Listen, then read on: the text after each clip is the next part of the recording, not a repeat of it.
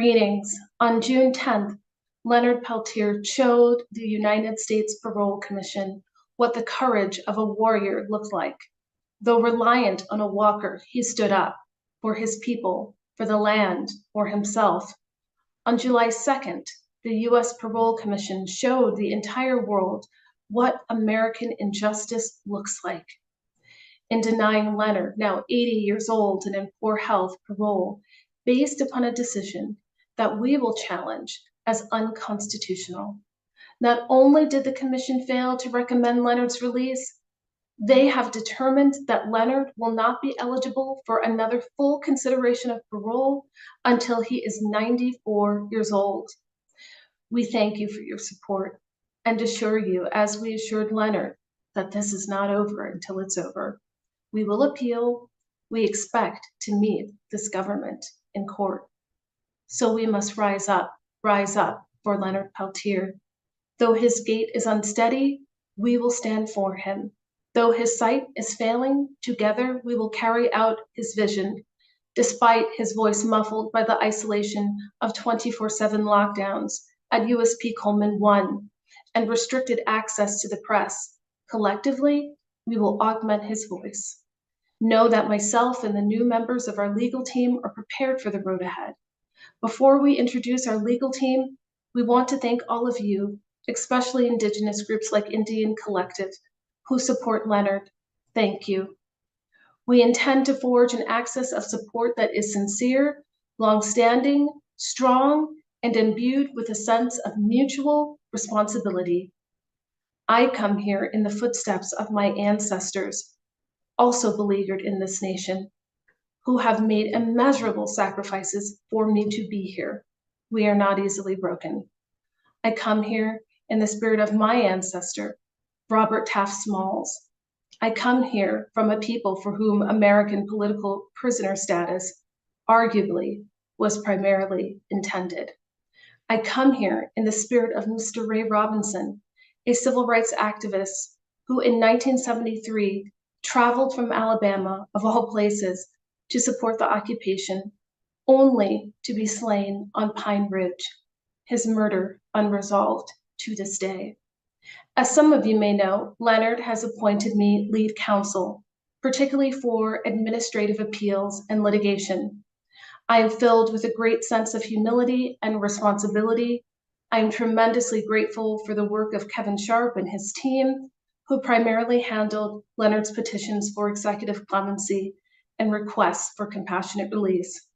My training and lived experience, particularly in my exposure to other lawyers in my family, have taught me from a very young age that justice, true justice, is blind, and it is under her cloak of the unyielding pursuit of truth that I come to this work as a lawyer, mother, daughter, partner, friend, and comrade. I arrive with the understanding that it is necessary to be emptied of ego and grounded in humility, to have space for the Creator to do its work in only the way it knows how, only saying, "Send me." Right now, of course, we have work to do. As Dr. West said, we must put on our symbolic armor. We will continue to pursue our efforts to secure release for Leonard. Myself and attorney Maura Meltzer-Cohen spent 3 weeks, nearly every day at the prison, to prepare Leonard for parole. Attorney Meltzer-Cohen brilliantly argued the parole hearing. So we are working vigorously to secure a medical transfer and, of course, to pursue Leonard's release via administrative appeals in anticipation of litigation in federal court. Myself and attorney Meltzer-Cohen lead a dynamic team.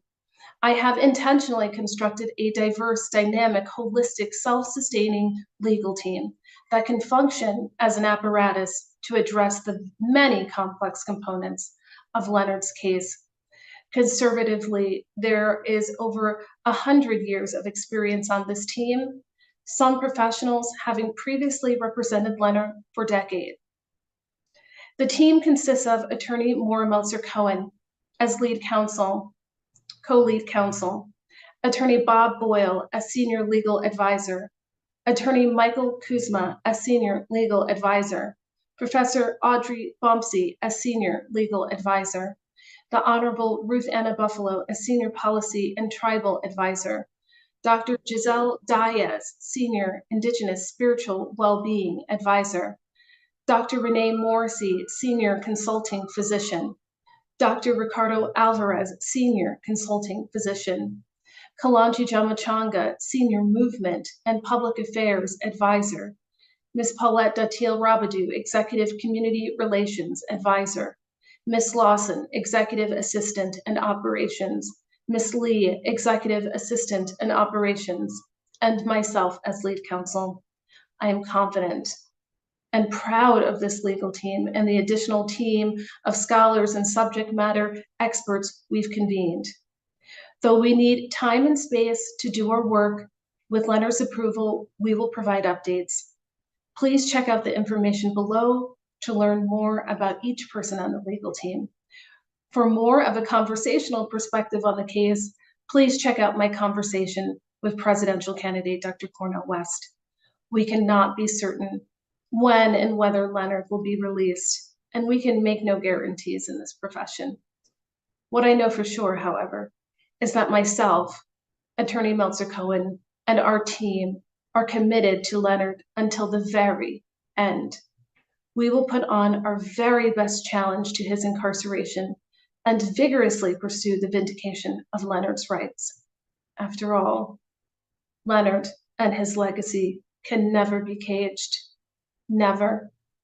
Until Leonard Peltier is free. Thank you again for your support. I'm Jennifer Jones. See you next time.